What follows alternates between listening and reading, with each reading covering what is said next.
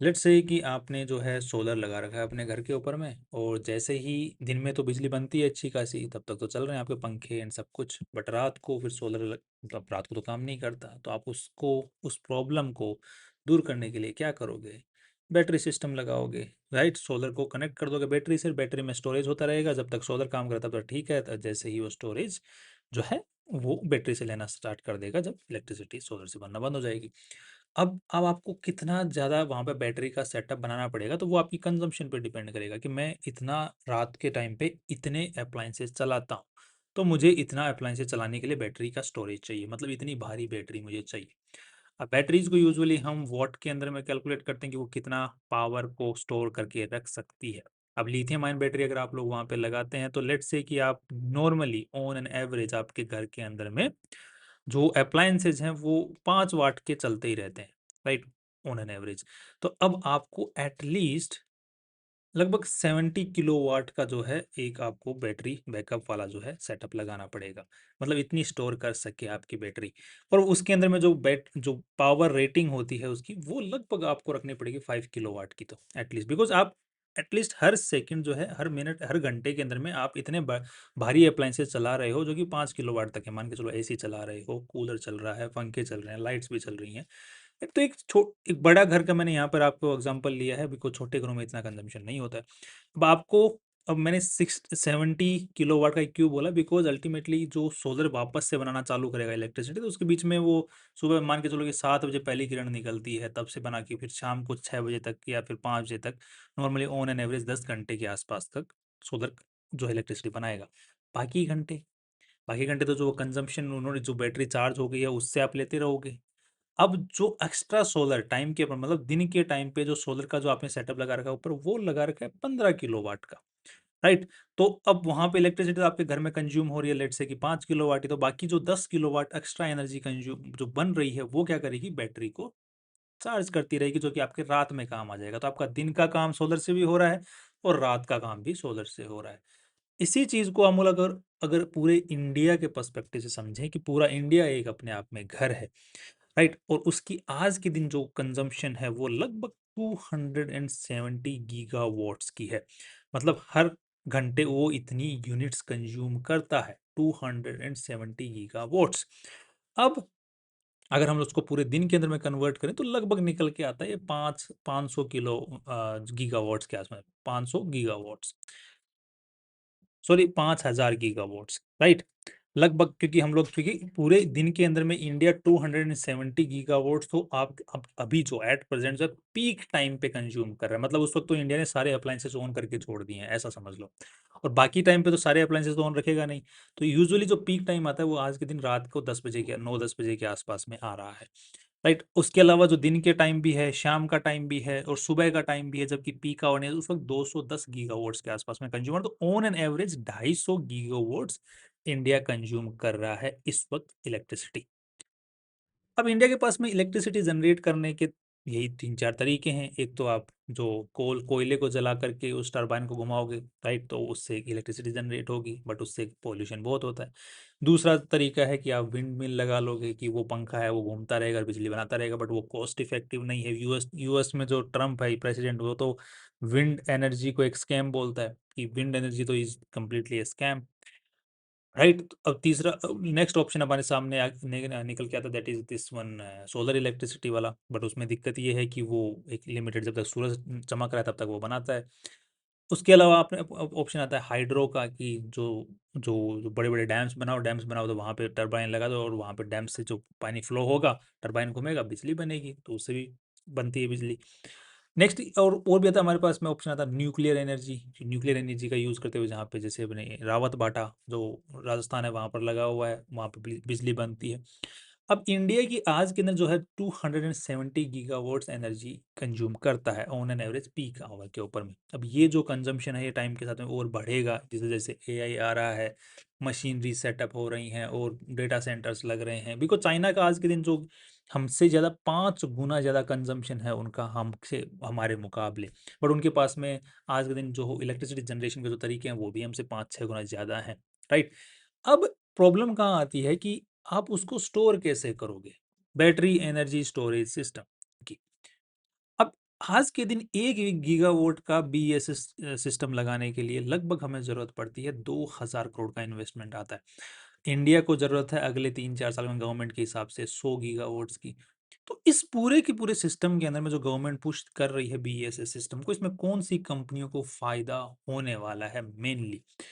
अब जब battery system BSS system लगता है तो आज के दिन जो लिथियम आयन बैटरीज लग रही हैं, राइट, और 2000 करोड़ तक का खर्चा आता है 1 गीगावाट के अंदर में।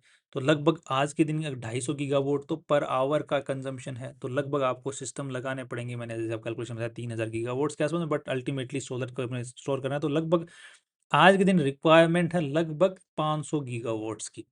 उतना अभी नहीं लगेगा, अभी अभी फिलहाल के तौर पे 100 गीगावाट ही लगने के जो है वो मिल रहे हैं संकेत। तो इसके हिसाब से अगर देखा जाए 100 गीगावाट के हिसाब से 2000 के हिसाब से देखा जाए तो 2 लाख करोड़ का इन्वेस्टमेंट है, वो कि 3-4 साल के अंदर में होना है। अब इतना बड़ा इन्वेस्टमेंट अगर होगा, कंपनियां करेंगी, तो बड़ी बड़ी कंपनियां छोटी छोटी कंपनियों को ऑर्डर्स मिलने वाले हैं। अब ऑर्डर्स इस बीएसएस सिस्टम के अंदर में लगने के लिए कौन कौन सी चीज़ें की ज़रूरत है? एक तो इंफ्रास्ट्रक्चर, राइट, ऑब्वियसली जब बैटरी सिस्टम लगेगा तो वो हीट अप भी होगी, उसको मेंटेनेंस की भी ज़रूरत पड़ेगी, राइट, तो एक पूरा इंफ्रास्ट्रक्चर डेवलप करने वाली कंपनी की ज़रूरत है। दूसरा, वो जो बैटरी सिस्टम लगती है एक बॉक्स में लगती हैं, तो वो जो कंटेनर्स वगैरह बनते हैं उनकी कंपनियों की चांदी होने वाली है। तीसरा, लिथियम आयन बैटरी जो कंपनियां बनाती हैं उनकी चांदी होने वाली है, जो सेल्स बनाती हैं लिथियम आयन सेल्स बैटरीज वगैरह, उनकी चांदी होने वाली है। नेक्स्ट, लिथियम आयन बैटरीज के अंदर में जो जो केमिकल्स यूज होते हैं, जो कंपनियां केमिकल्स बनाती हैं, राइट, उनकी चांदी होने वाली है। और नेक्स्ट जो है सबसे मेनली सब जो जिन कंपनियों की चांदी होने वाली, दैट इज कि जो कंपनियां सोलर को यूज करते हुए इलेक्ट्रिसिटी जनरेट करती हैं, वो दिन में तो जनरेट कर पाती हैं, बट रात को वो सप्लाई नहीं कर पाती हैं, और दिन के अंदर में वो एक्स्ट्रा इलेक्ट्रिसिटी जनरेट कर रहे हैं, तो रात को वो उनके पास में है नहीं इलेक्ट्रिसिटी सप्लाई करने के लिए, तो उनको कहीं और से इलेक्ट्रिसिटी खरीद के सप्लाई देनी पड़ती है अपने कंज्यूमर्स को, या फिर उनको नॉन रिन्यूएबल रिसोर्सेज जो है उनसे यहाँ पर जो है मदद लेनी पड़ती है। बट अल्टीमेटली बीएसएस सिस्टम लग जाएगा तो वो जो पीक आवर्स में जो एसेट्स का कंजम्पशन है वो अच्छे से कंज्यूम कर पाएंगे, पीक आवर्स में इलेक्ट्रिसिटी स्टोर कर पाएंगे और रात को सप्लाई कर देंगे। तो इस टाइप की कंपनियां हैं। तो अब ये हम लोग बात करते हैं सबसे पहले जो मेन कंपनियां जो पावर जनरेशन वाली, वो जैसे टाटा पावर हो गई, जेएसडब्ल्यू एनर्जी हो गई, अडानी ग्रीन हो गई, एंड ये एनटीपीसी ग्रीन एनर्जी वाली हो गई, इनको चांदी होने वाली है, और यही मेनली सबसे ज़्यादा बड़े ऑर्डर्स निकालने वाले हैं। तो पहली जो स्टॉक है हमारे सामने निकल के आ रहा है, दैट इज टाटा पावर। लगभग 1,30,000 करोड़ रुपए की आज का दिन वैल्यूएशन चल रही है, 400 का स्टॉक प्राइस है, 35 का पी रेशियो है, और जो ग्रोथ है यहाँ पर जो नंबर्स को हम लोग चेक करने की कोशिश करते हैं, तो ग्रोथ अभी फिलहाल के तौर में देखने को मिल रहा है कि इनका एक जो प्लांट है, गुजरात का एक प्लांट है, वो थोड़ा सा ऑपरेशनल नहीं था, जो कि अभी ऑपरेशनलाइज जो है अभी हो जाएगा, अप्रैल से हो गया है। तो अभी जो इनके जो नंबर्स हैं जून के अंदर में ये चीज़ रिफ्लेक्ट होना चालू होगी, तो इनके आई थिंक जो ईयरली नंबर्स हैं ये सुधरेंगे, राइट। बाकी इनके अगर हम लोग ऑपरेटिंग प्रॉफिट मार्जिन्स को चेक करते हैं, तो ऑपरेटिंग प्रॉफिट मार्जिन इनके बढ़ रहे हैं because of the usage of the solar, जो कि बढ़ रहा है बिकॉज सोलर के अंदर में ऑपरेटिंग प्रॉफिट मार्जिन बहुत ज़्यादा है।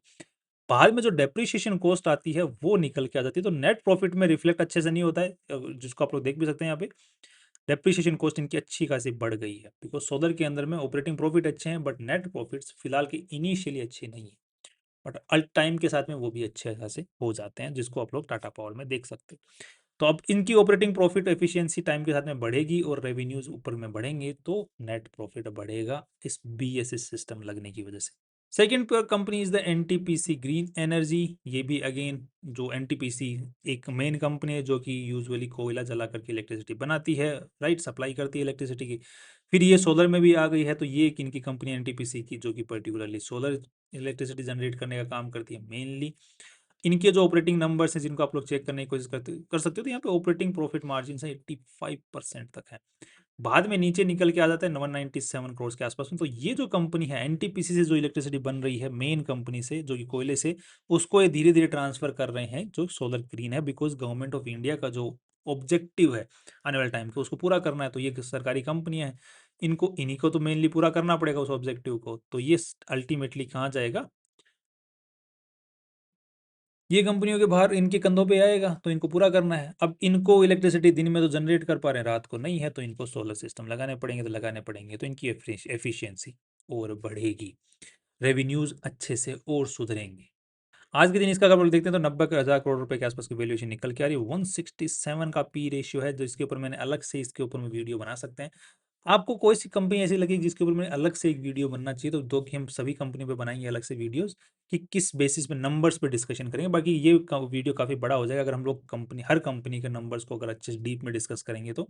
सो we will keep this video as short as possible. हम मेन जो फोकस है वो बीईएसएस सिस्टम के ऊपर में रखने वाले हैं। तो दूसरी कंपनी ये है, इसको फायदा होने वाला है अगर बीईएस सिस्टम और ये इस्टेब्लिश करवाने वाली है। तो एनटीपीसी ग्रीन, तो मेनली एनटीपीसी ग्रीन एनर्जी, एक टाटा पावर हो गई। नेक्स्ट जो हमारे सामने कंपनी निकल के आती है, गोदावरी पावर एंड इस्पात। ये कंपनी ने अभी रिसेंट के अंदर में एक चाइना की कंपनी है उसके साथ में टाई अप करके इसको, ये जो है एक पूरा फैक्ट्री सिस्टम लगा रही है, जिसके अंदर में जो बीएसएस सिस्टम के जो कंटेनर्स है मेनली वो बनने का काम होगा। राइट, तो 20 गीगावाट्स तक का आसपास में इसने जो है इस्टेब्लिशमेंट किया है फैक्ट्री, मतलब एक साल के अंदर में 20 गीगावाट्स की बीएसएस सिस्टम लगा सकती है, ऐसा इन्होंने इंफ्रास्ट्रक्चर डेवलप कर सकती है। राइट, तो इस कंपनी को प्रोजेक्ट अच्छे खासे मिल सकते हैं बिकॉज ये फैक्ट्री सेटअप पे बहुत ज़्यादा ध्यान दे रही है। गोदावरी पावर एंड इस्पात, इस पे हम लोग नज़र रख सकते हैं। Next company is Solex energy, दो ये कंपनी काफ़ी छोटी है। ये अगेन जो है इंफ्रास्ट्रक्चर डेवलपमेंट के अंदर में, मतलब वो बैटरीज लगाने के काम में है। राइट, प्रोजेक्ट ऑर्डर किस तरीके से मिलते हैं, कोई भी कंपनी जैसे एनटीपीसी ग्रीन एनर्जी है, वो एक बिचौलिया कंपनी को ऑर्डर दे देती है कि हमको इतना बीएसएस सिस्टम लगा करके दो। तो ये उस टाइप की कंपनियां है। राइट, तो इनको ऑर्डर मिलता है। नेक्स्ट हमारे सामने आती है पेस डिजिटेक, ये भी सेम बिचौलिया कंपनी जो कि सोलर सिस्टम लगा करके दो। राइट, इसी नेक्स्ट हमारे सामने निकल के आती है हिमाद्री स्पेशलिटी केमिकल्स। ये कंपनी कौन सा काम करती है, ये जो लिथियम आयन बैटरीज के अंदर में जो केमिकल्स यूज होते हैं उन केमिकल्स को बनाने के ऊपर में काम कर रही है। अभी सक्सेसफुल हो सकती है, रिसेंट के अंदर में इसका अभी आई थिंक पूरा का पूरा सेटअप सिस्टम अभी सक्सेसफुल नहीं हुआ है, बट बहुत ही जल्द है। इससे उम्मीद है कि ये इंडिया का एक बहुत, जो लिथियम आयन बैटरीज के अंदर में केमिकल्स यूज होते हैं उनका बहुत बड़ा हिस्सा इस कंपनी से निकल के आएगा, लिथियम आयन बैटरीज के अंदर में जो यूज होते हैं कैथोड्स वगैरह। राइट, ये स्टॉक ऑलरेडी काफ़ी अच्छा खासा भाग चुका है, बट जिस अगर ये जो चीज़ हम बात कर रहे हैं उस केमिकल के अंदर में ये सक्सेसफुल हो जाती है तो इससे और भी उम्मीद है कि ये और भी ज़्यादा भागेगा, बिकॉज बहुत बड़ी डिमांड है उस पर्टिकुलर लिथियम आयन बैटरीज की। हर सेक्टर में डिमांड है, उसमें ही जो केमिकल यूज होने वाला है वो अगर ये जनरेट कर रही है तो भाई फिर इसकी तो चांदी है। राइट, नेक्स्ट निकल के आती है हमारे सामने एक्मे सोलर होल्डिंग्स, ये भी सेम जो इंफ्रास्ट्रक्चर है उसको डेवलप करने का काम करती है, बैटरी सिस्टम को लगा के देने का काम करती है बीएसएस सिस्टम को। नेक्स्ट आती है सीगाल इंडिया, ये भी बैटरी सिस्टम, ये भी प्रोजेक्ट लेती है। राइट, लगा के देने का काम करती है। Next RDB infrastructure and power, ये भी सेम अगेन वही डेवलप करने का काम करती है। इसकी हम ऑलरेडी बात कर चुके हैं। एनटीपीसी, इसकी भी हम लोग ऑलरेडी बात कर चुके हैं। जेएसडब्ल्यू ग्रीन एनर्जी, यस ये भी टाटा पावर और जो एनटीपीसी ग्रीन एनर्जी, उसी तरीके से जेएसडब्ल्यू एनर्जी, इसको भी उस चीज़ से फायदा होगा बिकॉज ये भी अल्टीमेटली बीएसएस सिस्टम लगवाएगी।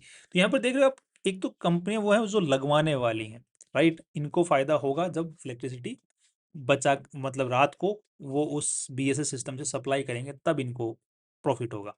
एक कंपनी जिनको ऑर्डर्स मिल रहे हैं वो सिस्टम लगाने के लिए।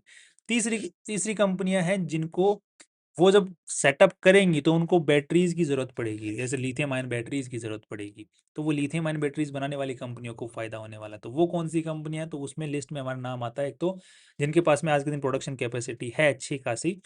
राइट, एंड और बढ़ा रहे हैं अपनी production capacity, that is the Amara Raja batteries आ रही है अपने लिस्ट में। एक्साइड एंड जो बैटरीज है वो उसका नाम निकल के आ रहा है सामने।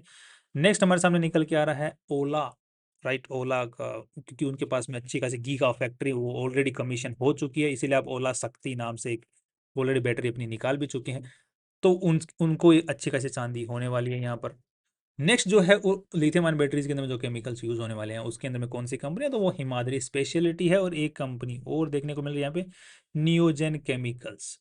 राइट, तो एक पूरा पूरा वैल्यू चेन सिस्टम है कि कौन सी कंपनियों को किस चीज से फायदा होने वाला है। अब ये जो भी कंपनी हमने यहाँ पर डिस्कस की हैं और इनके अलावा भी जो कंपनी हम लोग डिस्कस करने वाले हैं उनके ऊपर में जो सेपरेट वीडियो है हर कंपनी के बारे में वो भी हम लोग बनाने वाले हैं। तो उनके ऊपर में जानकारी रखने, मतलब देखने के लिए उन वीडियो को, तो आपको ऑब्वियसली चैनल को ज्वाइन करना पड़ेगा। एंड आप लोग जो हमारे टेलीग्राम ग्रुप है उसको भी ज्वाइन कर सकते हैं फॉर द इंफॉर्मेशंस, राइट। तो अब लगभग 2 लाख करोड़ तक का इन्वेस्टमेंट होने वाला इस सेक्टर में, तो इन सभी कंपनियों की यहाँ पर चांदी होने की उम्मीद है। मोस्टली जो अब मेरे जो फेवरेट कंपनियां निकल के आ रही हैं, जिनको जो मेरे को थोड़ी सी प्रीफरेबल लग रही हैं, एक तो उनमें से है अमरा राजा बैटरीज। वो उसकी वैल्यूएशन काफ़ी नीचे चल रही है, तो उस पर हम अलग से वीडियो भी बनाने वाले हैं। दूसरा, ऑलरेडी काफ़ी नीचे कंपनी चल रही है और काफ़ी नीचे तक आके वापस उठी है, तो उसको मेरे को उम्मीद है, शुरुआत से उम्मीद है कि अगर इसको फ़ायदा होगा तो सिर्फ इसी चीज़ से होने वाला है, दैट इज़ ओला। राइट, अगर आपको लगता है कि उसमें आपको आपको लगता है कि हाँ उसका भी फायदा होगा, तो ऑब्वियसली आप उसको चेकआउट कर सकते हैं। तो सेकंड का दो कंपनियां हो गई, Amara Raja and second one is Ola. Next जो मेरे सामने आती है that is Himadri speciality, but उसमें से एक छोटी कंपनी है नियोजेन केमिकल्स, राइट। इसको तो इसके बजाय मैं हिमाद्री स्पेशलिटी को ज़्यादा तवज्जो देना पसंद करूंगा, तो Himadri speciality is my preference over here. Next जो कंपनी है एक ये पेस डिजिटेक नाम से कंपनी है। इसको जो इंफ्रास्ट्रक्चर डेवलपमेंट के लिए और जो मेंटेनेंस के जो ऑर्डर्स मिल रहे हैं इसको, क्योंकि अल्टीमेटली क्या है कि वो सिर्फ लगाना काम नहीं है, उसको उसको बाद में ओवर द टाइम उस बैटरी स्टोरेज सिस्टम को मेंटेन भी करना, तो उनको भी यही संभालना, तो इनका एक रेवेन्यू स्टार्ट हो जाएगा। स्टार्ट होने के बाद में वो कंटिन्यू रहेगा काफ़ी सालों तक। That is a main point over here. उसी के अंदर पेस डिजिटल एक कंपनी है SPML इंफ्रा नाम से, उसको भी सेम यही ऑर्डर्स मिल रहे हैं। तो कितनी कंपनियां हो गई, पेस डिजिटेक, SPML एंड ये दो कंपनियां मैंने आपको डिस्कस की जो बैटरी बनाने वाली है। नेक्स्ट जो कंपनी है that is one more, Tata power company, जो कि मैं उसमें अंदर पॉजिटिव। तो यहाँ पे 5 कंपनियां जो कि मोस्टली मुझे आज के दिन पसंद आ रही हैं। तो अगर आपको लगता है कि आपको BESS सिस्टम के अंदर में एक अपना पैसा लगाना है, इस सिस्टम के ऊपर बेट लेना है कि हाँ ये बढ़ेगा, तो इन 5 कंपनियों के अंदर में पैसा लगा के छोड़ सकते हैं, राइट। अब ऑब्वियसली ये सीधी सी बात है कि ये सिर्फ एक ऊपरी ऊपरी बात है, बाकी जो डीप में रिसर्च है वो हम लोग दूसरी कम वीडियोस में करने वाले हैं। बट आज के दिन based on my limited analysis on these companies, ये 5 कंपनियां मुझे ज़्यादा अच्छे से पसंद आ रही है, और वैल्यूएशन भी अच्छी वैल्यूएशन पे अवेलेबल है।